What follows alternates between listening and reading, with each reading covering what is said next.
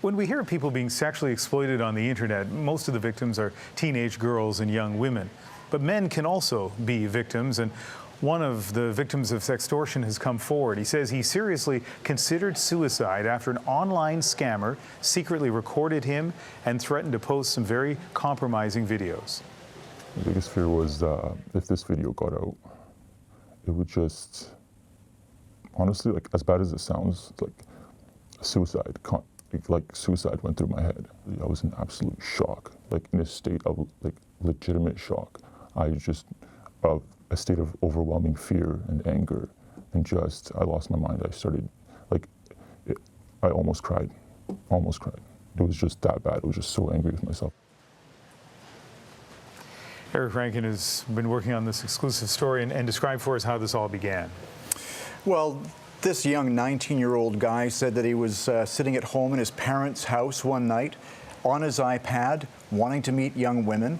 So he starts Googling around, and up pops a website called benaughty.com. And he goes on, he meets a woman. This woman starts to engage him and suggests that maybe they should continue the conversation on Skype, where they could actually have a one-on-one video chat. He does this. This is a big mistake, being lured off of a website. So he goes on Skype. She is getting naked right away and touching herself and encouraging him to do the same.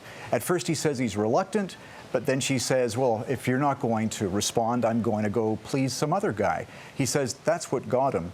So then he starts to do what he does. And at that point, suddenly the video gets sent back to him. He's seeing himself recorded and being played back, and that's when he knows he's in deep trouble. She says, I'm going to post this video online unless you pay me $600. Do you know these pictures behind us, I guess, are sort of generic pictures of those kinds of sites? It was, and that was Philippines TV did their own kind of reenactment of how this all happens. And it was almost word for word the kind of scam that this guy got hit with. A young woman shows up on the internet, it's a Skype conversation, she gets naked, he does the same thing, and the next thing you know, you're being blackmailed, or as we now call it, sextortion. We have just a few seconds, but on the one hand, this guy's in the safety of his own home, he thinks. On the other hand, you know, you can't send the police across town to find the bad guy or bad woman because they could be anywhere.